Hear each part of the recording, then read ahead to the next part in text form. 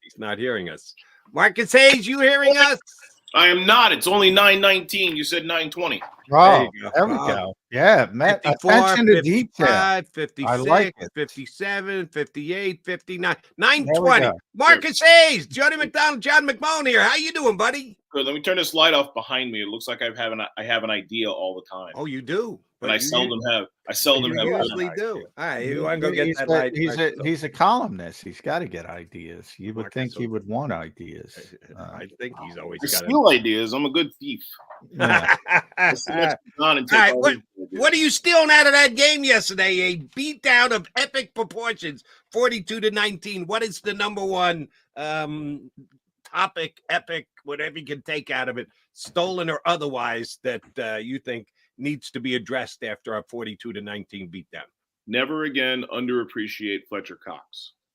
Yeah, how about that? I thought you were going to go with a certain security chief from South Philadelphia, but yeah, Fletch, man, doesn't practice all week. We'll talk about Tom in a second. You wrote a great column at Inquirer.com, but yeah, with Fletch, he didn't practice all week, Marcus, and he's out there playing, and he's one of the few players the Eagles would allow to do that, to not practice at all and have his regular role on game day.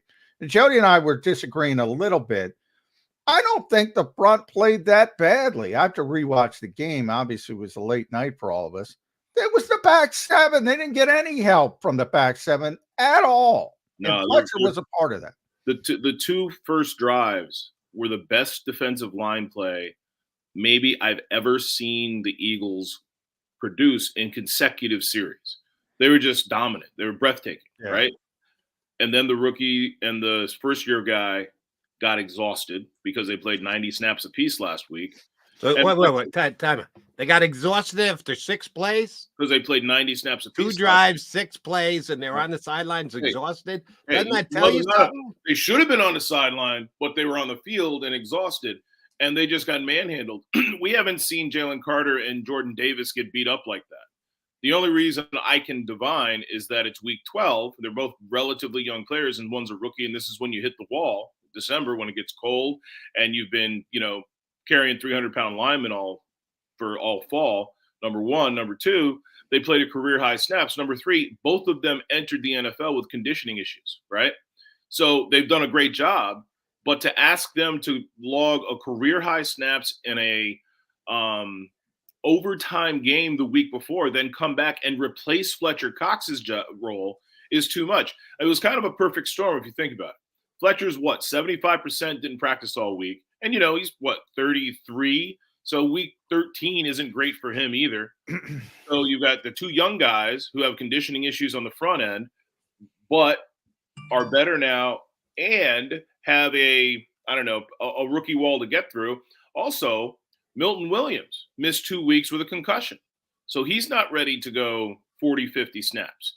So your 4 frontline defensive tackles, after about, 12, 13 minutes of play, they're just gassed. It was the biggest flip of dominance I've ever seen. It was unbelievable how dominant they were in the first quarter, and then boop, gone, completely gone. You rarely see that, when you see such a dramatic shift. You either have it on one day, it's like a great pitcher, old school pitcher. You got it or you don't have it. Mm-hmm. And they had it and they lost it. So and that's the thing. They couldn't get it back. They came back in the third quarter and they were just as tired. They gave up a touchdown drive in the third. That's interesting. I'm glad you brought that up because I hadn't thought of that. I know Nick was asked about it and he said, we're not going to use it as an excuse, but because I've been trying to figure out why. He didn't say no, did he? No, he didn't say no. Yeah. So he's a bad liar. And when things are obvious, he doesn't want to insult the kids, and he doesn't want to insult Fletcher, who was 75% at most. Yeah. And the funny thing about Fletcher not practicing is, how is that different from any other week? Well, Fletcher hasn't practiced since 2020. He typically goes out there and goes through the motions. So he might have gotten more work in walking on the treadmill than he normally does during a week. That's fair as well. All right, let's talk about Big Dom, though. Okay. In a lot of ways, Marcus, I thought that was the turning point of the game. The 49ers sandwiched the second and third quarters, as teams like to do. They deferred, they sandwiched the halftime with touchdowns. And you're starting to say, oof, Eagles are down 21-6, largest deficit of the season. But they did what the Eagles do, and they answered offensively. Right in the middle of that was Dom getting into it with Dre Greenlaw. And then, everybody's fired up. Everybody loves Dom. Fans are going crazy as he walks off the field. Connor Barwin congratulates him. Eagles finished that drive with 2 tush pushes for the touchdown. They're within one score. It's a one-score game. They weren't chasing points, but it was 21-13. They kicked the extra point. And then San Francisco gets the ball back in 5 plays, and Deebo Samuel, 48 yards, bang. They restore order because of that back 7. So 2 questions. No, it was not the back 7. Not the back 7 on it was the front 4. Deebo Samuel was cruising by the time he hit the back 7. Oh, yeah. Well, you stop him. You stop him with a bulldozer. Well, you can't. It's the linebackers. I mean, Nick Morrow had a terrible game. Christian Ellis had a great first quarter or a great first drive. He makes like 2 good plays every time he gets in, right? Yeah. And then he just becomes Christian Ellis. Before we get into more of the defense, the Dom aspect, were you a little bit surprised they didn't take that emotional lift, as weird as it was, and build on it? I didn't think they really had a choice. I mean, they were getting destroyed at the line of scrimmage, just utterly destroyed. And no, I didn't think that. I think the offense took a little bit from it, but the offense was working anyway. The offense was going pretty good. I'm not sure. Honestly, I was astounded that it didn't deflate the offense, because the offense was moving. That was a first down, a 15-yard penalty or 12-yard penalty. They were at the 24. It put them at the 12 because of the body slam, right? Yeah. So that long delay, what was that, 4 or 5 minutes? They had to call New York to find out if they could kick out Dom. I was pretty impressed that they finished the drive. I thought that was going to be the thing that stalled the drive, the way Jalen slipping on his scramble stalled the drive earlier. And let's talk about that scramble just for a second, okay? I don't care. You the don't slip run scramble. Yeah. You don't run 20 yards backwards ever. That's a 15-yard loss. Yeah, we were talking. Even if you throw the ball, I'll give you a guy who would never do that. Brock Purdy. Brock Purdy doesn't get 15-yard sack. He got sacked for 2 yards. 2 yards. He goes side to side, which is better, a 2-yard sack or a 15-yard sack? I'm not disputing that. I'm not. Well, and it's gotten to the point where the question is, what's better, a 2-yard sack or an incompletion, or the 50% chance Jalen's going to gain 6 yards, because it ain't 16 anymore. Yeah. Well, you can have the extended play, the touchdown to Olamide Zaccheaus like last week, but it wasn't happening. There was no magic this week. As a whole, is this a bigger deal than we're making it, that Dom gets involved in this type of situation with a player? And could there be more repercussions from the NFL, or are they just going to hope everybody forgets about it quickly? Well, I don't know. It depends on how much of a stink San Francisco makes. And last night I went to San Francisco. I'm writing a column. I think it's just published a minute ago on Inquirer.com about Deebo Samuel, because this was the Deebo Bowl, right? Yeah. So I went over there, and every person who was asked about the altercation, they were irate that a non-coach, non-player was involved in the altercation. Kyle Shanahan said, I was just trying not to lose my mind. So that said, it's unfortunate for Dom that it went off as it did. If you saw the action, and you and I did, Dom was trying to de-escalate something and keep somebody like Dre Greenlaw, who's got, I think, 8 personal fouls or unsportsmanlikes this year already, from escalating on the sideline with maybe Devontae Smith, who he was already penalized for body slamming, sort of after the play. All of Dom's intentions were good. Dre Greenlaw escalated it by going back at Dom. So to answer your question, I think the league is going to look at it and say, okay, here's a guy who was trying to do the right thing, and the reaction of the player is the reason each of them got ejected. I don't think Dom gets ejected for pushing Dre Greenlaw if Dre Greenlaw just walks away. You kind of see that thing happen all the time with coaches and whatnot. And, it's Dom's nature. So I don't think much is going to come of it if the NFL sees it the way that I probably think it should be seen.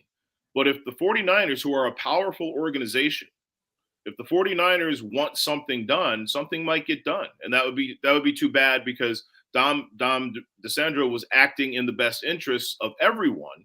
Yeah. And maybe that was Nick's best move, because he did apologize to Kyle after the game. So maybe that was his best coaching move. Kyle was still hot. Yeah. Yeah. He was still hot. And oh, by the way, you're not suggesting that Dom didn't deserve to get tossed.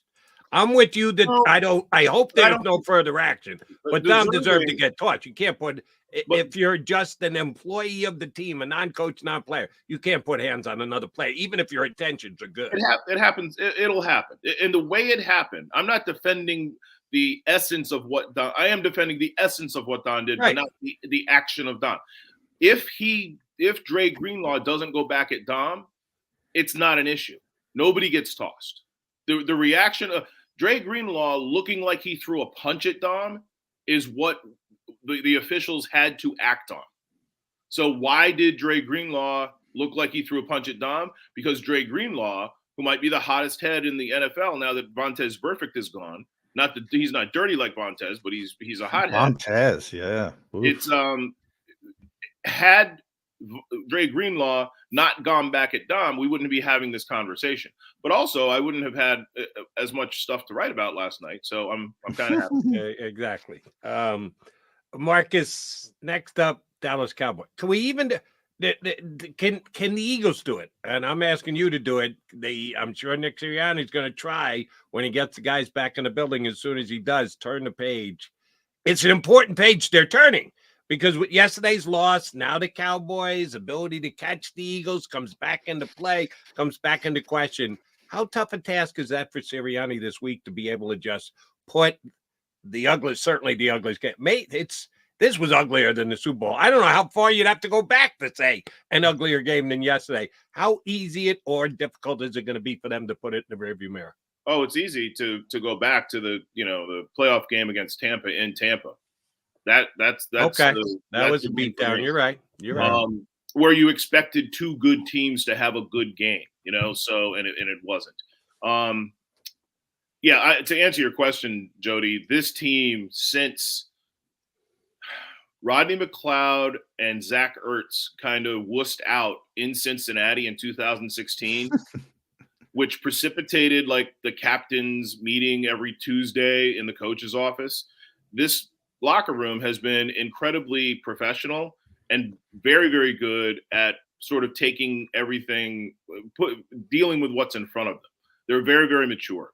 And, from Jason Kelce to Darius Slay to Jalen Hurts to Fletcher Cox to Lane Johnson, it's interesting that they will be looking at a Dallas Cowboys road game where they haven't won, I don't think, since 2017 as just another game, and need to, because we kind of expected this to be the hyper-hyped game, especially when San Francisco was losing 3 games in a row without Debo. But I don't think they'll have a problem putting it behind them. I expect them to play to their ability.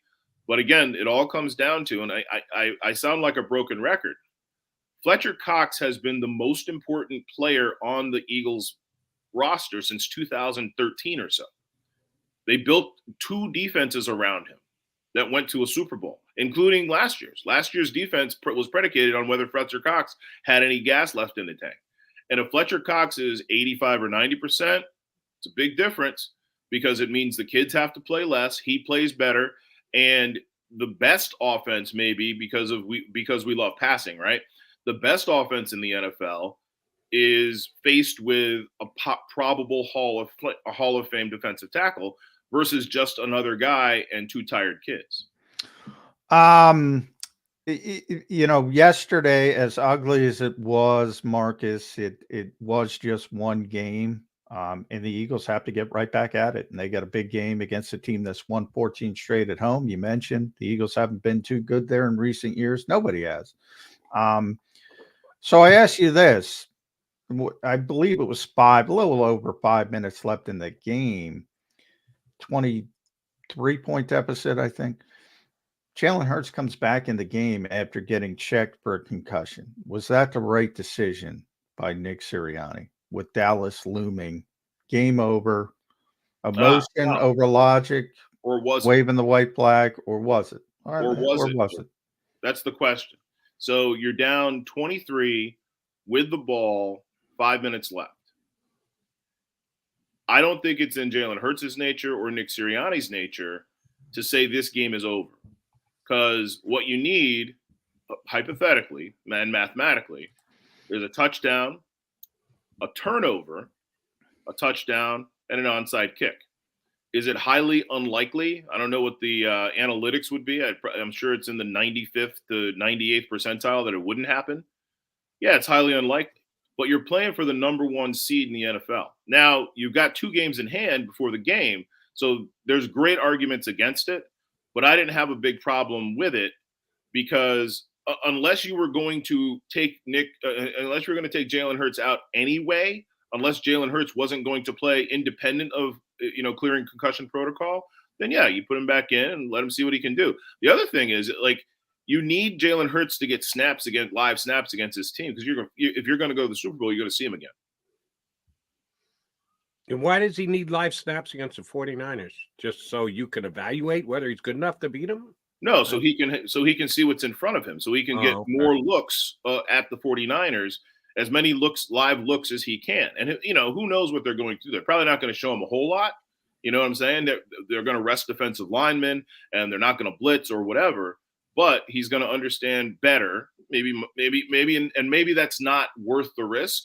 But he's going to understand better the next time they face them, probably in the same stadium, assuming the Eagles don't totally collapse, probably in the same stadium. So, what the defensive coordinator on the other side likes to do.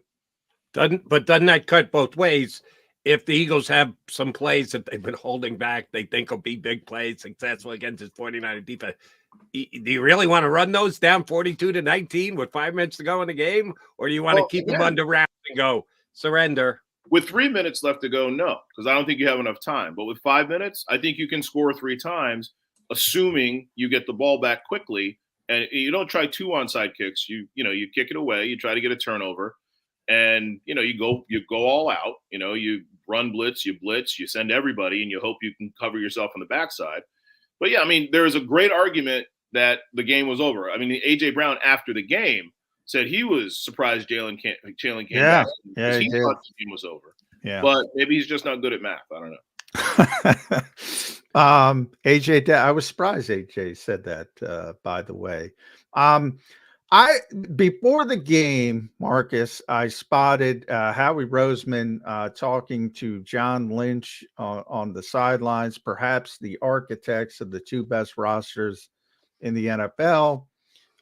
We know all the flowers Howie has gotten, deservedly so, for building this roster. But I did see the dichotomy of the fact that San Francisco has all this talent.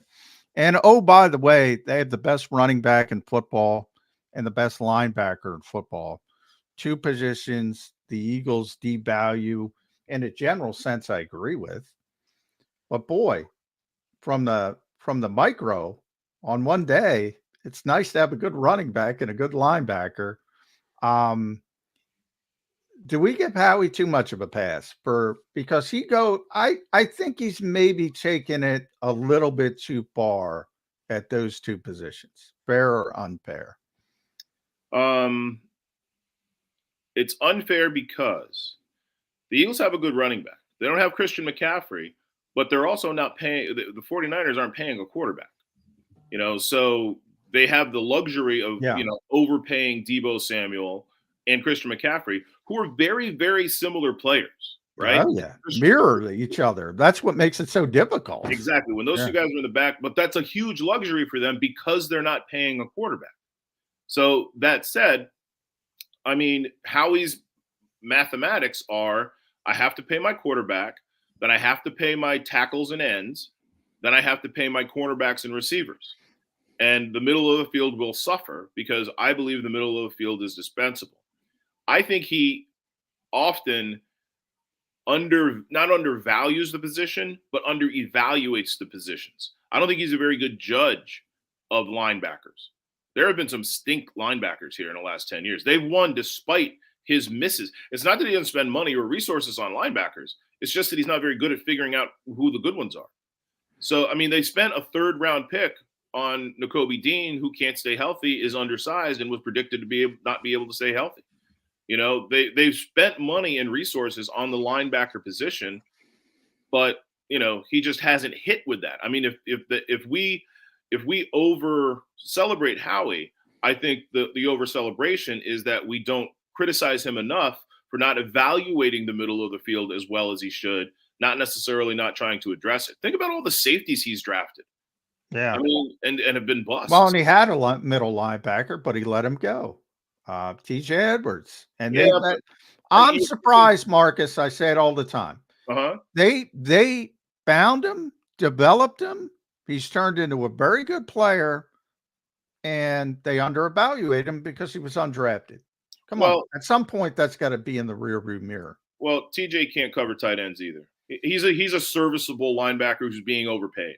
If you want to overpay TJ, that's great, but you've got a lot of other guys to pay. So I thought TJ Edwards was a wonderful story, a guy who you root for because, like the other TJ McCollum, he was never supposed to make it, right? The Sixers pseudo point guard for a few years, been in the league for 10 years. Yeah. So good on the TJs, but if you're paying one of the TJs, then you're taking money away from somewhere else that you need to spend it. I mean, are they able to bring back James Bradbury if they extend or re-sign TJ Edwards? And I don't think we can argue that one is like James Bradbury. Replacing James Bradbury is harder, and James Bradbury is probably a better value, you know, considering the position and certainly how they view the position.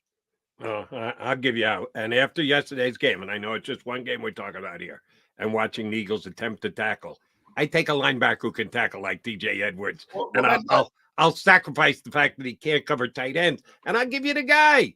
It was Derek Barnett 2 years ago when the Eagles brought him back. They paid not mega money, but a premium for a veteran guy to keep the defensive line flush, and said, "All right, we're paying our at best." 4th defensive end, this kind of money, we're not going to be able to pay a linebacker. We're going to have to go cheap on linebacker. That's a misuse of funds. Zach Cunningham didn't play yesterday. They have a linebacker.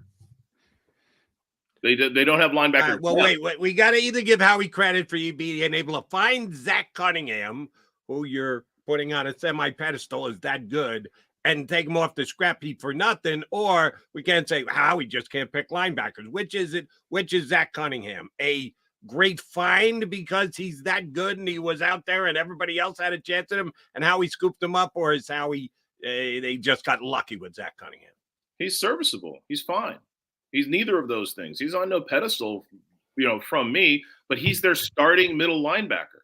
So to assert that, you know, they lost yesterday because Howie hasn't acquired a viable replacement for TJ Edwards, that's not a viable assertion because he has. A guy was hurt.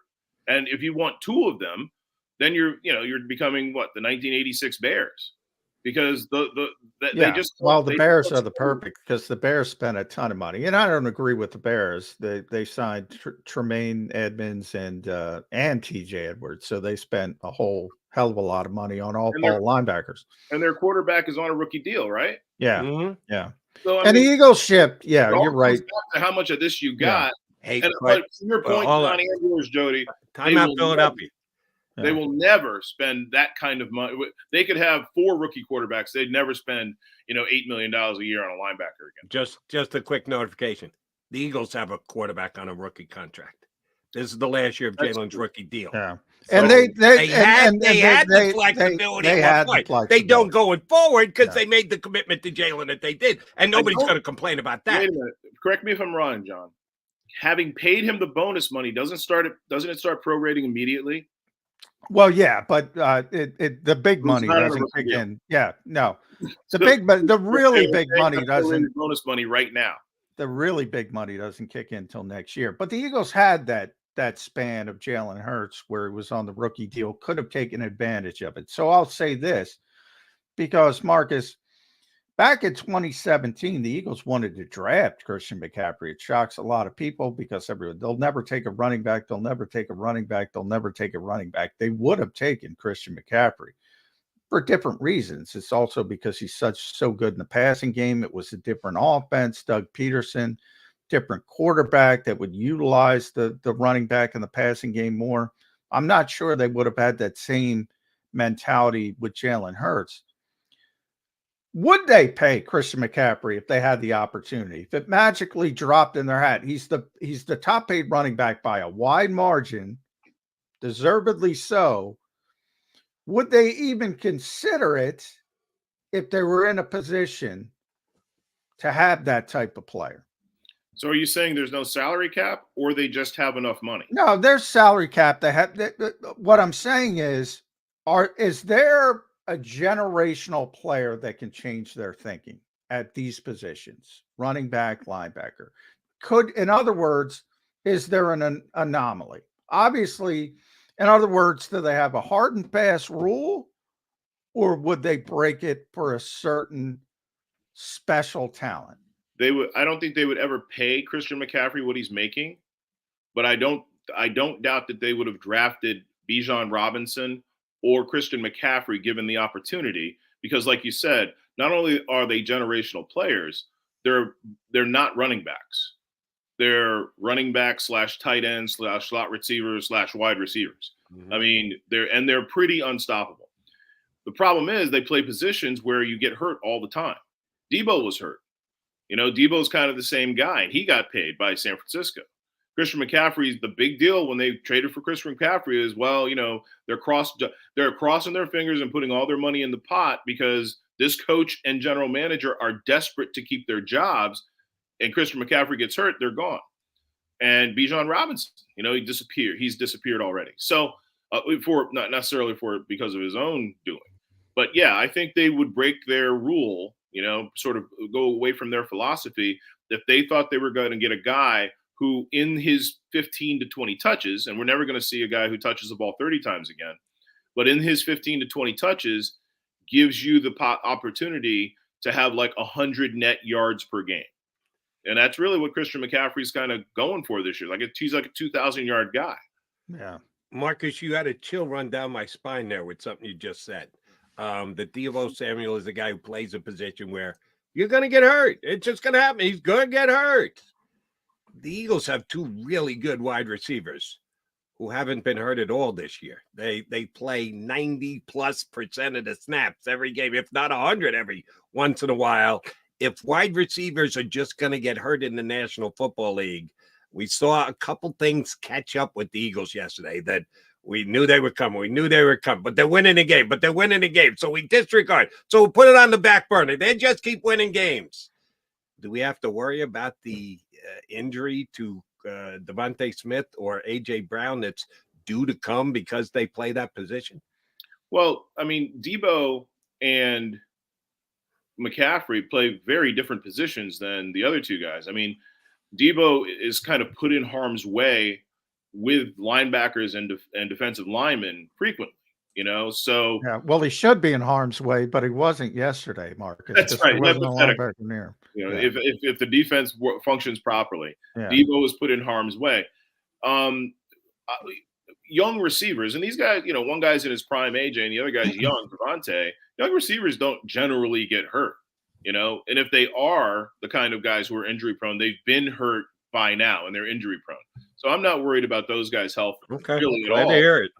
So it could be freakish, but they're both beautifully conditioned. They both really take care of their bodies before, during, and after the season. And they're smart. They don't take hits they don't need to take. I thought Devontae had Do you remember where when Dumbledore is killed in Harry Potter, he just evaporated from his robe? That's what I thought happened to Devontae Smith yesterday when he got sandwiched. I thought he had just evaporated. I thought we would never see him again. He's gone into the ether. It was like the first time he's come off with because of a big hit. And so yeah, that's one that raised my eyebrows, but it also raised my eyebrows that he was able to continue to play. Yeah, he's a tough guy, Devontae. Really is. And unless you've seen him, unless you've been in his presence and seen his, shoulder blades and collarbones sticking out of his skin. And those legs, man, those legs are like any legs. Yeah. You have a hard time appreciating that he's able to play on the same field as AJ Brown, who's like the opposite. Like he's the new Megatron. Yeah. But yeah, he's a tough kid. At Inkstained Wretch, make sure you follow Marcus on X, formerly known as Twitter. Read him. So Inquirer.com. Well, the website is still twitter.com.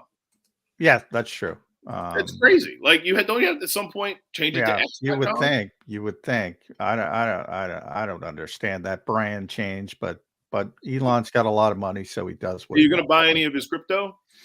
I am not. If he wants to give me some of his money so I can buy some of his crypto, maybe I will. But that's up to Elon. It's always open. They say it's going to burst into flame and run over pedestrians.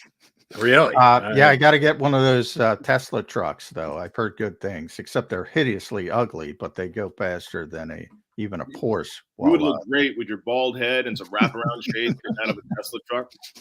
Yeah, I'm staying away from Tesla because Jason Kelsey dropped that moniker on better, and it just hasn't panned out. Yeah, he was Sua was not even active yesterday. So how the mighty have fallen there. Read Marcus's column on Big Dom, the brotherly shove on the sidelines at Inquirer.com. So I'll leave it here defensively, Marcus. Mm-hmm. A lot Jody and I talked about, and for whatever reason, people are grading on a curve. When you talk about the new coordinators, it seems like Brian Johnson has gotten more criticism than Sean Desai. And basically, I get it. I think people were grading on a curve. It's a curve stop. That was a bad performance by this defense. That was a bad performance by this defense. It kind of depends on you and I, and Jody. And the people who do our jobs. Philadelphia has a love affair with defense, but not always an appreciation. Mm-hmm. The bend don't break stuff, and we want to blitz all the time. So how the media couches what happened on Sunday, and whether we're right or wrong or whatever, how we present it will, I think, determine how it's seen. Because it's sort of there's no real answer. Every defense only works as well as its aggregate, right? You can have star offensive players. You can't really have a star defensive player unless it's an interior pass rusher, an exterior pass rusher. So, but the reason people graded on a curve both ways is because Brian Johnson was supposed to be the reason Jalen Hurts is Jalen Hurts, right? He's the reason Jalen Hurts was the MVP candidate last year because he had the background with Jalen. He was the quarterback's coach. So when Jalen didn't play well early, and maybe you can question some of the play calls as well, that falls at the feet of the new offensive coordinator whose predecessor was not hated. Sean Desai could not fail because no one has been less justly hated in the history of Philadelphia sports than Jonathan Gannon.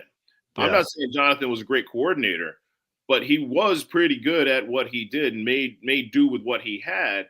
And, I didn't really like the guy. I didn't like the way he left.